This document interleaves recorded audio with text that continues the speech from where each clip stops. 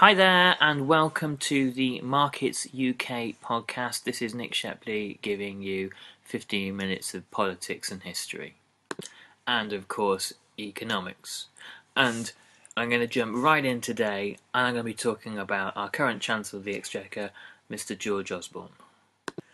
So, the Chancellor of the Exchequer, the Right Honourable George Osborne, is a figure whom historians for future decades will be divided over, and they will most likely form one of two contrasting opinions based on this week's downgrade of the UK's credit rating.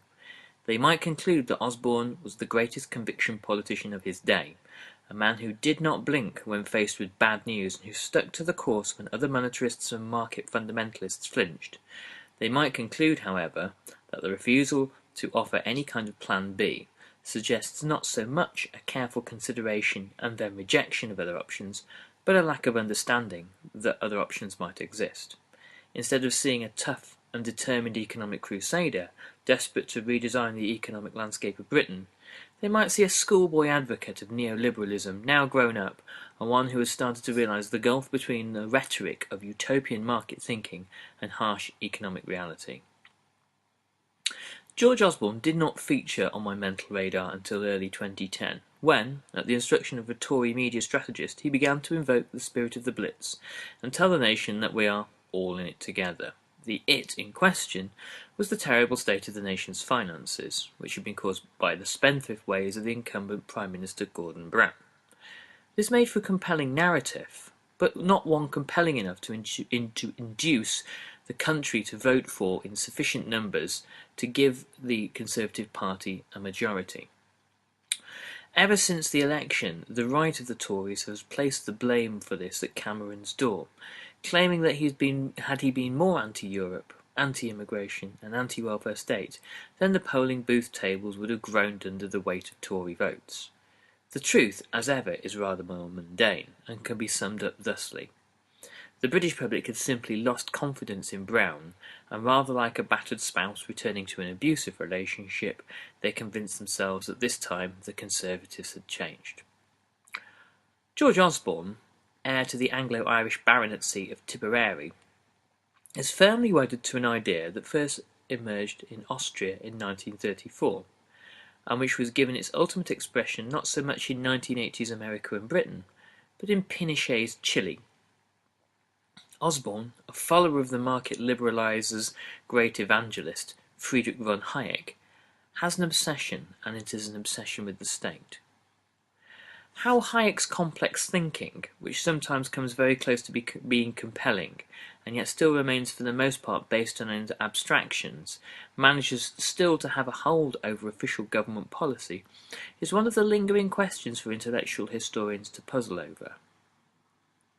Hayek, a man who came of age in the Belle Epoque of the late Victorian and Edwardian Europe, lived under the rule of the Habsburgs in the last days of the Austrian Empire, and he fought for Austria in World War I. He witnessed the crippling and the dismemberment of Austria after the war, and saw it settle back into impoverishment as a small agrarian Alpine republic. He watched its collapse under the weight of the Great Depression, an attempt to fend off the Nazis in 1934, only to experience two short civil wars and the assassination of Chancellor Dollfuss. He also saw Austria fall prey to a form of nationalist despotism that acted as a temporary stopgap to Nazism, which eventually claimed the country in 1938. In Hayek's eyes, there was a clear link between free markets and free politics, and economic despotism in Austria had led to political dictatorship, and in order for the state to continue to grow, it must therefore take individual liberties away from individuals themselves. Whilst it may be true that illiberal states and command economies frequently coexist in many countries, Hayek's argument rested on the issue of causation, and the notion that if the situation was reversed and the state was shrunk, that a flowering of liberty would inevitably take place. Hayek's most famous work, The Road to Serfdom, was published during the war in Britain.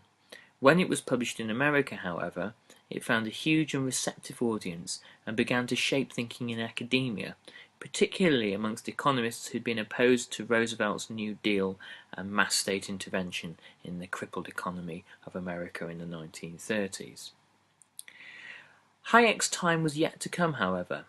The rebirth of the world economy in the 1950s and 1960s, and a decade of affluence, full employment, and generous state benefits and pension entitlements across America and Europe did not provide fertile ground for his anti-state rhetoric. The long, dark economic winter of the 1970s, however, provided the perfect environment, and the Hayekian ideas that had been incubating at the Chicago School for Economics and in the depths of the CIA were first practically applied in Chile in 1973. Remember Hayek's dictum? Centralized planning leads to dictatorships and free markets lead to free elections. This is rather punctured by the case of Chile and General Augusto Pinochet, who seized power from the elected socialist government of Salvador Allende. Quickly following the dictator's consolidation of his rule, the role of the state was radically reduced back to that of night watchman, or in this case, secret policeman, and price controls, welfare budgets and state pensions were all scrapped. State-owned companies were sold off for a song, and the standard of living for ordinary Chileans collapsed, but at the same time prices skyrocketed. Hayek had always insisted that the goal was to protect individual liberties from despotic states, and that freeing markets would achieve this. So market liberalization was really but a tool to a more utopian, liberal and democratic end. However, by the mid-1970s, his logic as it related to Chile had become ever more convoluted.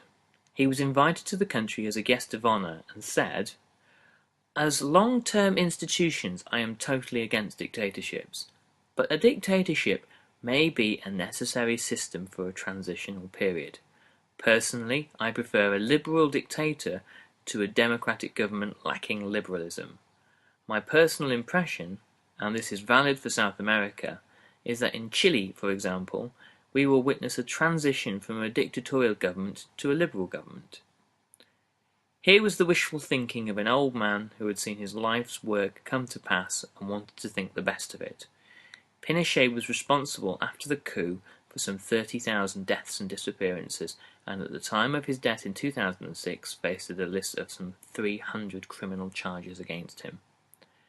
The Institute of Economic Affairs in Britain, a body that Hayek helped to found, pioneered his message throughout the 1970s, seemingly with little success. Even Margaret Thatcher was unconvinced until after the election of 1979. But as the 1970s drew to an end, and a generation of new consumers, homeowners and share buyers came of age, a dramatically new attitude could be felt across Britain. Prosperity, even at the end of the 1970s, the nightmare decade, people were still better off than in 1969. Prosperity had eroded the old post-war collectivism of council housing, trade unions, working men's clubs and cooperatives, and replaced it with an ambitious and assertive individualism, one which Thatcher and her advisers wisely noted and used, along with Hayek's arguments, to great effect to win 2 further successive general elections. Osborne, a huge admirer of Thatcher, has recalled how he was a convert to this new model of conservatism while at Oxford studying history, but much of the actual historical understanding of the 1980s seems lost on him. Slaughtering the fatted calf of state was easy in 1979 because there was much in the way of prime cuts to distribute to the public. Share offers from nationalised industries that were being sold off at a huge discount, council houses that were sold to the public at a loss to the taxpayer, tax cuts brought about not because of a decrease in state spending under Thatcher actually went up, but by an increase in borrowing and the facilitation of a consumer credit boom. All of this allowed a one-time wealth surge in the 1980s that lasted for 2 decades. Trying to replicate similar policies in different circumstances and hoping for the same results is futile.